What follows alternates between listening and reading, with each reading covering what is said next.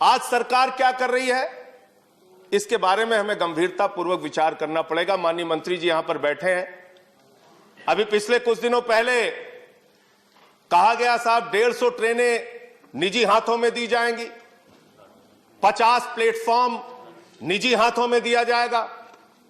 मुझे याद है मान्यवर एनडीए के संयोजक रह चुके हैं जाट साहब, आज इस दुनिया में नहीं है, उनको श्रद्धांजलि देना चाहूंगा इस अवसर पर। 74 में उन्होंने बहुत बड़ी हड़ताल की थी और जो 1974 की हड़ताल थी मान्यवर रेलवे की, उस हड़ताल में मांग थी कि 5 लाख कर्मचारियों को पक्का करो और तब रेलवे के नियमित कर्मचारियों की संख्या थी 15 लाख, ट्रेनों की संख्या थी 11,000, आज ट्रेन हो गई 22,000, कर्मचारियों की संख्या घट के हो गई 13 लाख। 74 से आज कर्मचारी हम नहीं बढ़ा पाए, रोजगार हम नहीं बढ़ा पाए, तकनीक हम बढ़ाने का दावा करते हैं लेकिन उस तकनीक से लोगों को रोजगार की वृद्धि कितनी हुई है हम नहीं बता पाए। निश्चित रूप से दुर्घटनाओं का जिक्र अभी हुआ, उसमें कुछ कमी आई है, अच्छी बात है, लेकिन ये सब कुछ निजी हाथों में करने पर आमादा क्यों रहते हैं आप? सब कुछ बेचने के लिए तैयार क्यों रहती है सरकार? कभी कहते हैं एयरपोर्ट बेच देंगे, कभी कहते हैं सेल बेच देंगे, कभी कहते हैं कोल बेच देंगे। अभी मान्यवर यस बैंक का घोटाला हुआ, लाखों लोगों के पैसे डूब गए और उस समय सरकार का तर्क आया क्या करे साहब, ये तो निजी बैंक है, तो जो सरकारी रहता है उसको आप निजी कर देते हैं और जब निजी हो जाता है तो कह देते हैं ये तो निजी बैंक है, हम क्या करें? ये किस प्रकार की दोहरी व्यवस्था है?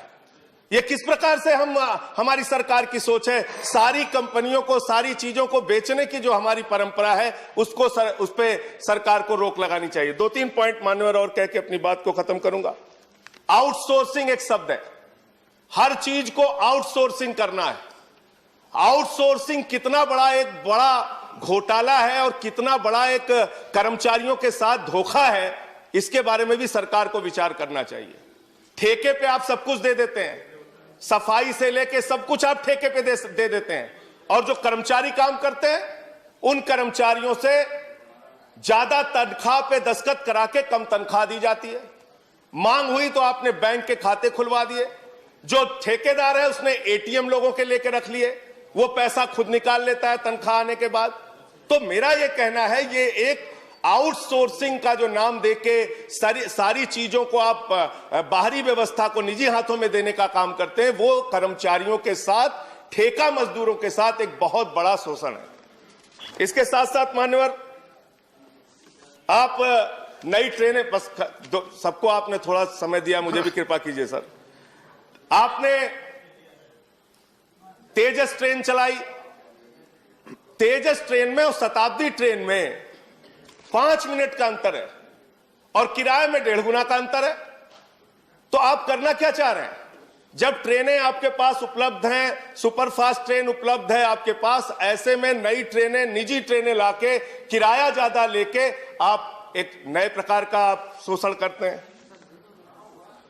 मैं मान्यवर आपके माध्यम से सिर्फ इतना कहना चाहूंगा कि रेलवे इस देश की जीवन रेखा है और रेलवे की आज जो दुर्दशा है उसके सबसे बड़ी कहानी अगर आपको जाननी है तो झांसी के अंदर पिछले साल हादसा हुआ था, ट्रेन में सफर करने वाले यात्रियों की जान चली गई।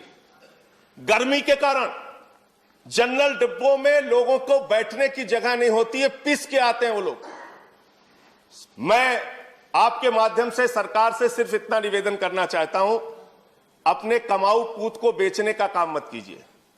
आपका अगर कोई लड़का मेधावी है, तेज है, अगर हाई स्कूल में अच्छा नंबर पाया, इंटर में थोड़ा कम नंबर पाया, बीए में थोड़ा अच्छा नंबर पाया, एमए में थोड़ा और कम पाया, तो उसको चौराहे पे आप खड़ा करके नीलाम मत कीजिए, उस व्यवस्था को ठीक करने का काम कीजिए। रेलवे के कर्मचारियों पर भरोसा कीजिए, रेलवे को आगे बढ़ाने के लिए रेलवे कर्मचारियों को साथ में लेके जो सेवा अब तक वो करते आए हैं इस देश की, वो करने का काम कीजिए। रेलवे को हर चीज को निजी हाथों में बेचने की जो आपकी सोच है उस सोच पर रोक लगाइए। मैं सिर्फ यही कहना चाहता हूं कि अगर आपको ठंड लगी है तो घर का किवाड़ा निकाल के उसको आग में जला के तापने का काम मत कीजिए। ये इसी प्रकार की व्यवस्था और इसी प्रकार की कार्रवाई आपकी है जो सारे सरकारी विभागों को आप निजी करते जा रहे हैं। मान्यवर, इस कोविड के दौरान जहां हर क्षेत्र में बेरोजगारी बढ़ी है, वहीं एयरलाइंस सेक्टर में भी बड़े पैमाने पर लोगों को बेरोजगारी का सामना करना पड़ा। सुरक्षा की दृष्टि से कई महत्वपूर्ण कदम आप इस बिल के माध्यम से उठाने जा रहे हैं और ये भी सपना है सरकार का मान्यवर कि हवाई चप्पल पहनने वाले हवाई जहाज में सफर करें। ये अच्छी सोच है सर। भारत का आम आदमी हवाई जहाज से सफर करके एक जगह से दूसरी जगह जाए, ये एक सुनहरा सपना है और इस सुनहरे सपने को सच करने में अपने अपने स्तर पे सफलता कई जगहों पे मिल भी रही है।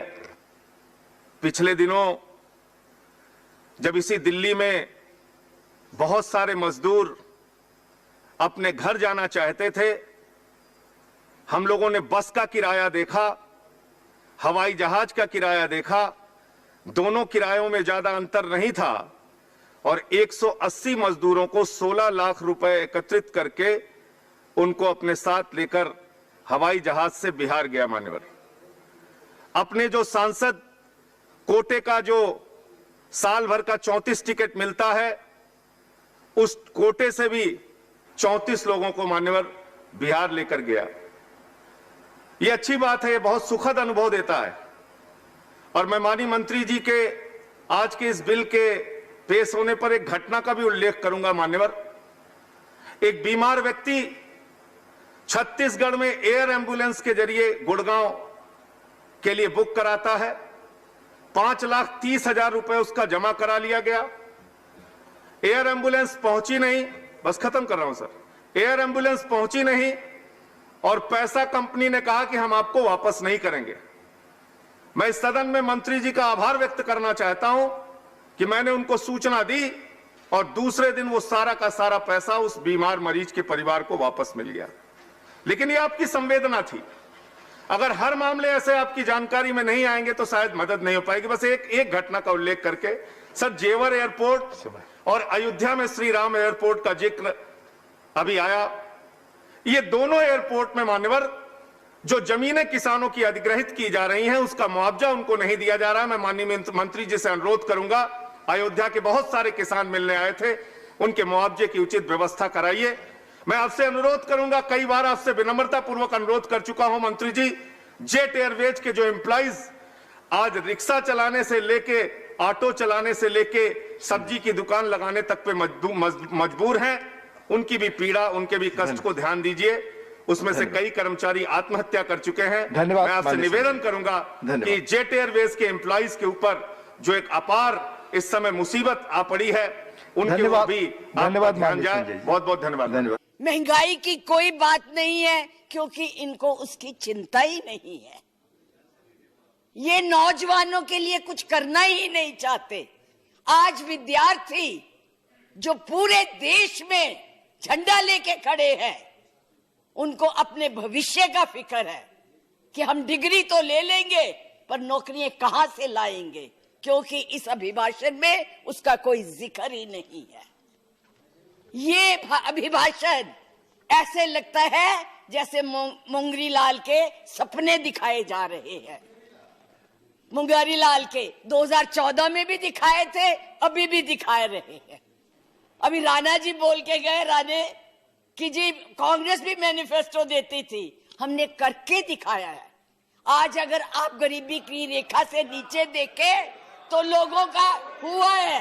अरे आज यहाँ बैठे हुए हो, हवाई जहाजों में चलते हो और उनमें चलते हो, किसने दिए, किसने बनाए? आज स्कूल कॉलेज यूनिवर्सिटी किसने बनाए? आईआईटी किसने बनाई? एमएमटी किसने बनाई?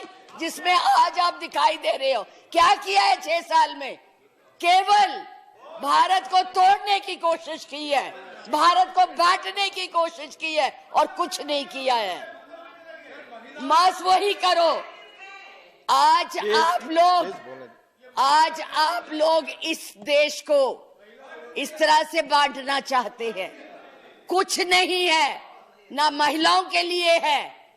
आज पूरी महिलाएं जो है इस चिंता में हैं कि हमारा भविष्य ठीक है, हम सुरक्षित है, वहां उनको कुछ दिया नहीं जा रहा।